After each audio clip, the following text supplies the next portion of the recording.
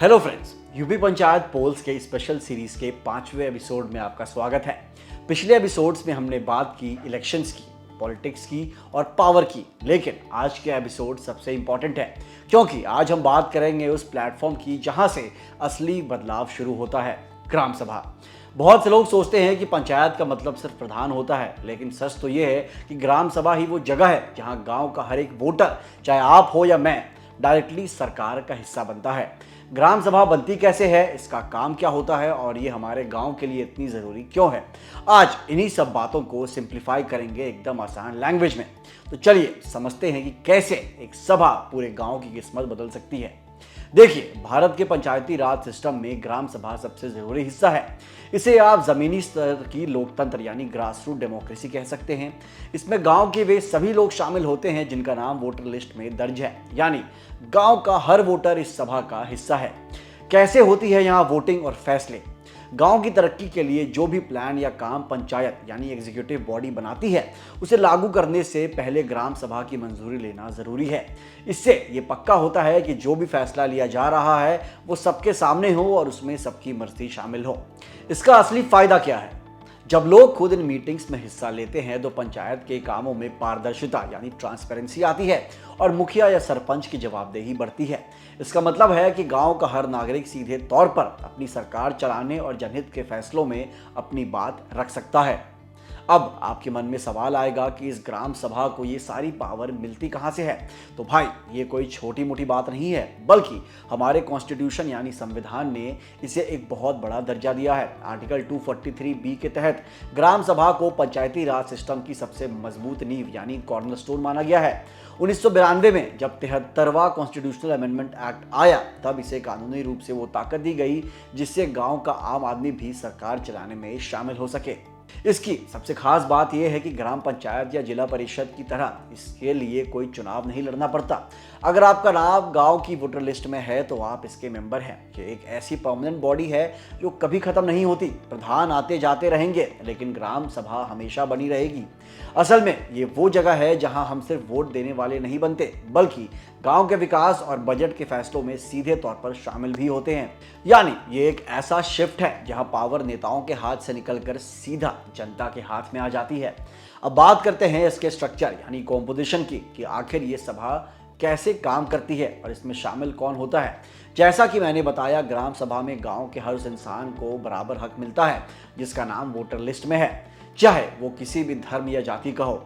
इसे ऑर्गेनाइज करने की जिम्मेदारी मुख्य रूप से पंचायत सेक्रेटरी और सरपंच यानी प्रधान की होती है। लेकिन यहाँ एक बहुत इंटरेस्टिंग पॉइंट है जो अक्सर लोगों को पता नहीं होता। ग्राम सभा सिर्फ प्रधान की मर्जी से नहीं चलती। अगर गांव के कम से कम 10% मेंबर्स या 50 लोग, जो भी संख्या ज्यादा हो, मिलकर मीटिंग बुलाने की मांग करें तो सरपंच को मीटिंग रखनी ही पड़ती है। इसके लिए बस मीटिंग की तारीख से कम 5 ऑफिस डेज पहले सरपंच को एक फॉर्मल रिक्वेस्ट देनी होती है जिसमें मीटिंग का मकसद लिखा हो। और सुनिए, अगर किसी वजह से सरपंच मीटिंग ऑर्गेनाइज करने में फेल हो जाता है तो मेंबर्स के पास ये पावर होती है कि वो खुद आगे बढ़कर इस मीटिंग को इंडिपेंडेंटली कंडक्ट कर सकें।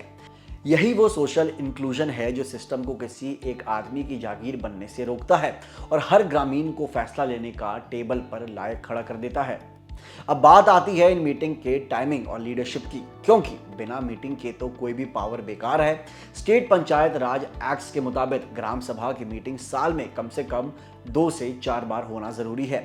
इसे आसान बनाने के लिए ज्यादातर स्टेट्स ने 4 बड़े दिनों को रेफरेंस डेट्स की तरह चुना है ताकि लोग अपनी आसानी से जुड़ सकें। 26 जनवरी यानी रिपब्लिक डे, 1 मई यानी लेबर डे, 15 अगस्त यानी इंडिपेंडेंस डे और 2 अक्टूबर यानी गांधी जयंती।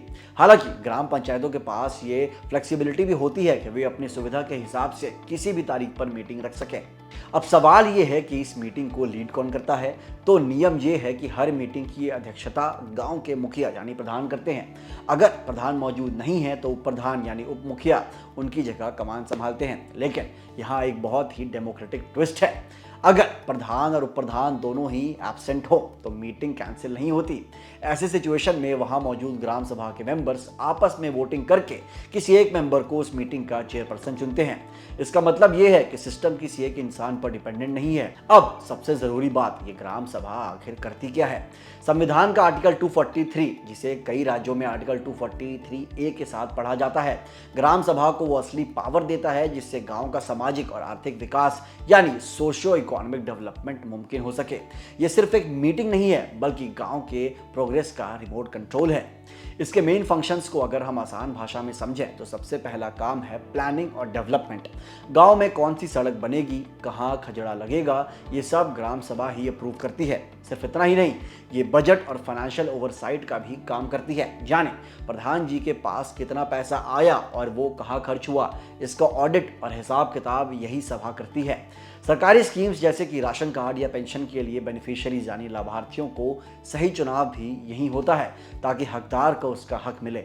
इसके अलावा गांव के नेचुरल रिसोर्स जैसे तालाब, कुएं और रास्तों की देख रेख करना और यहाँ तक कि फॉरेस्ट राइट्स यानी जंगल के अधिकार को डिफाइन करना भी इसी के दायरे में आता है। ग्राम सभा का एक बहुत बड़ा रोल अकाउंटेबिलिटी यानी जवाबदेही तय करना है। ये पंचायत के कामों पर नजर रखती है ताकि सिस्टम में ट्रांसपेरेंसी बनी रहे। चाहे गांव के छोटे मोटे झगड़े सुलझाना हो या कम्युनिटी वेलफेयर की स्कीम को ईमानदारी से लागू करवाना, ग्राम सभा ये पक्का करती है कि सरकार की हर योजना कागजों से निकलकर सीधा जमीन तक पहुंचे। सीधे शब्दों में कहें तो ग्राम सभा गांव के वो आंख है जो करप्शन को रोकती है और तरक्की का रास्ता साफ करती है। तो दोस्तों, कंक्लूजन ये है कि ग्राम सभा सिर्फ एक मीटिंग नहीं है बल्कि आपके और आपके गांव के सुनहरे भविष्य की चाबी है। अगर आप अपने गांव में बदलाव देखना चाहते हैं तो सिर्फ घर बैठकर शिकायत करने से कुछ नहीं होगा। आपको इन मीटिंग्स में जाना होगा, सवाल पूछने होंगे और अपने हक के लिए आवाज़ भी उठानी होगी। याद रखिए, लोकतंत्र तब तक मजबूत नहीं होता जब तक उसका आधार यानी ग्राम सभा मजबूत ना हो। आज के एपिसोड में बस इतना ही। अगर आपको ये वीडियो पसंद आई हो तो इसे लाइक करें, इसे अपने दोस्तों के साथ शेयर करें और मिलते हैं अगली वीडियो में। जय हिंद।